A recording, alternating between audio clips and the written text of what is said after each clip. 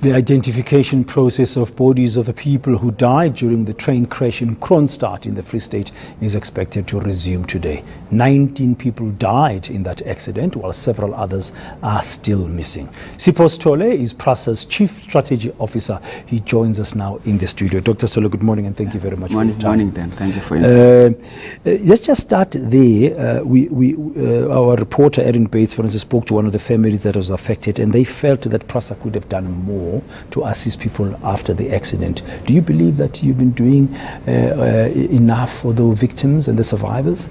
I think if you look at the scale of the accident and the time that it took us to respond, I think we actually did what was possible at that time, and I would be surprised if there could be one single family that can actually come forward and say, you didn't do this, you didn't do that. Let me tell you, for instance, there were 713 passengers that left Port Elizabeth.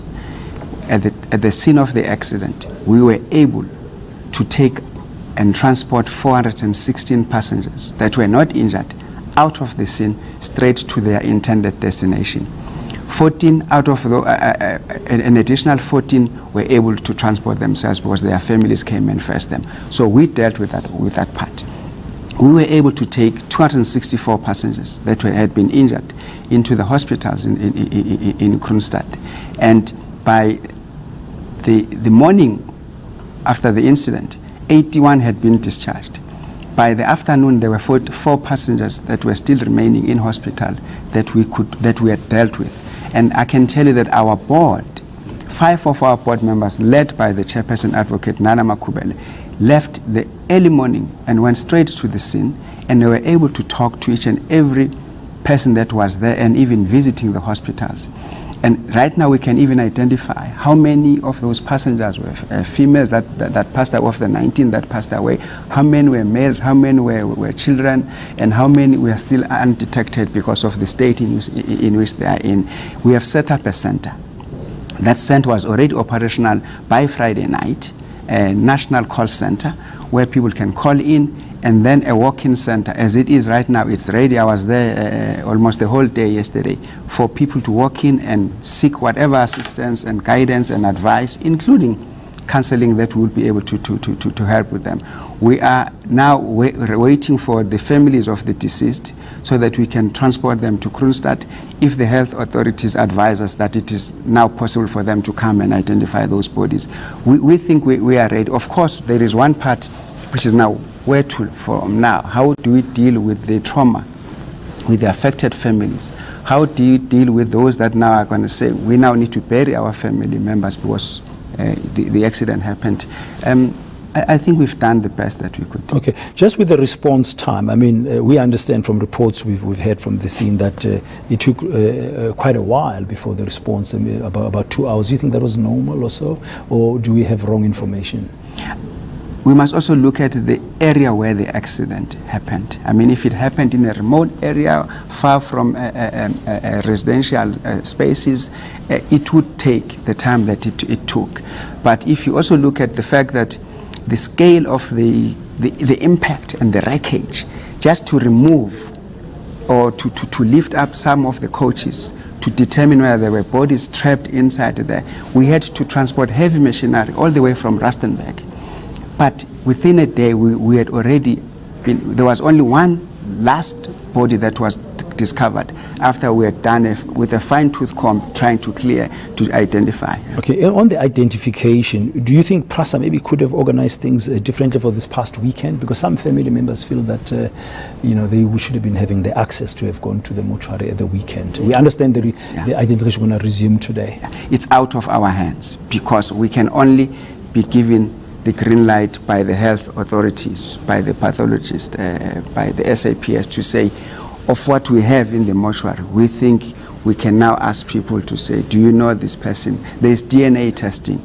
So that one, even yesterday when I was at the walk-in center, we kept calling Brigadier to say, the families are arriving at 10 a.m. on Monday at the call-in center in Braamfontein, ready to be transported to Kroonstad. Can you tell us if at least there's one body or 2 or 3 that need to be identified? And what happens if out of the 16 only 4 could be identified. Are we going to keep them in Kroonstad to stay over until that process is processed? So we could not have done anything from our side to expedite that process. Neither do I think the authorities could do that as quick as possible. Okay, so this morning you are ready to transport the families to go and identify their loved ones in the mortuary in Kroonstad. In Kroonstad, if the health authorities say, yes, we think a certain number of the 16th or of the 19th, we can now come but they are ready at 10 when they arrive. We'll have the transport ready for them, and then we'll all go to Kroonstad. Your operation center, is it fully operational? Is it really working well? And where is it based? It's right at Umjanji House, which is at Park Station. Now, what if some family members or people who were related are far away from there?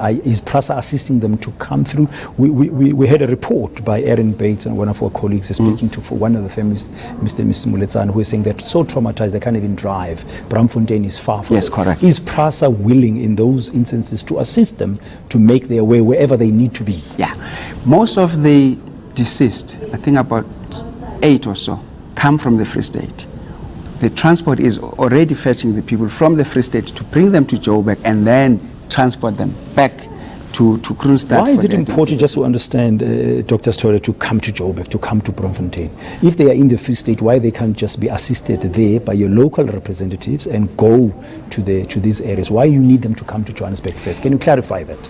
In Johannesburg, there is more assistance that has been arranged for them. For instance, not only do we have PRASA, we're going to have the road accident fund there. We're going to have the road transport management services. We're going to have the Department of Transport. We're going to have PRASA. We're going to have social development. So this is now the complete service, rather than someone who walks into Kroonstad and then they make a phone call and then they're not getting the answers. We want that physical contact with every service that is available. But has that been clarified to the affected families? Yes, because we have spoken to each one of the families that are traveling. Okay, now let's just talk to the infrastructure now. We've spoken about the human side of things. Is the rail line now open between Port Elizabeth and Johannesburg? That line that was affected, has it been cleared of the wreckage? It was cleared already by Friday night, and then we have rehabilitated the rail line. At least one single line was already operational from 8 a.m. on Sunday. And then also, remember that there was also a train scheduled to depart from Port Elizabeth to Johannesburg this past Sunday, of course. And luckily that train was departing after 1. And that train did depart on time, because that's at least the single line is now operational. And also we're using that line between us and Transnet Freight Rail. So there is the goods line and the passenger. So it's operational. The second line would be operational today. Okay, 2 last points, Dr. Stoll, as we conclude here. Firstly, it's the what next for families. What more will PRASA be doing? As an example, I mean, the burial of those people when the time comes, will PRASA be helping, then chipping in? And lastly, the investigation into the cause of these accidents, where are we with that? Okay. Today we're meeting with the families, just in as far as the part 1 of identification of the remains. Then we have a meeting at 11:30 now with all the leadership of the entity that I've just mentioned to you, to then look at the scale of the problem, to identify each individual need of the family, of the families, who's needing what can be done. That will include burial, of course. At that meeting, we'll then have a meeting of minds with all of the affected stakeholders, which is us as the entities, where we'll then make an announcement that says, PRASA will be doing X, Y, Z. Department of Transport will be doing this. Road Accident Fund will be doing all of that. But I can tell you now where we stand, that there is no affected family that will not be covered, will not be dealt with. There are those that are injured who are going to say, what's going to happen to me now? You know, for instance, yesterday there was still a passenger that had been discharged in Kroonstad, needed to be transported from Kroonstad to Germiston, who I know, or from what I've heard, that this one part of the body was affected. I don't know whether the whole leg is broken. So those are the problems. Someone can be saying, I was working, I was doing X, Y, Z, I now can no longer work. What are you going to do for me? And luckily, this country has got all of those systems to compensate people. And we are lucky that we've got a country that works. Okay, investigation? The investigation, we spoke to the brigadier over the phone yesterday when I was at the center. And I was particularly interested to know, where are we with the investigation? What have they determined? Is it a road accident or is it a rail accident? Because once we know whether it's a road or a rail, we then know whether is it a road accident fund that must deal with this, or is it PRASA that must deal with it. And also whether they have now formally charged the driver, and what is the nature of the charge. They gave us the case number.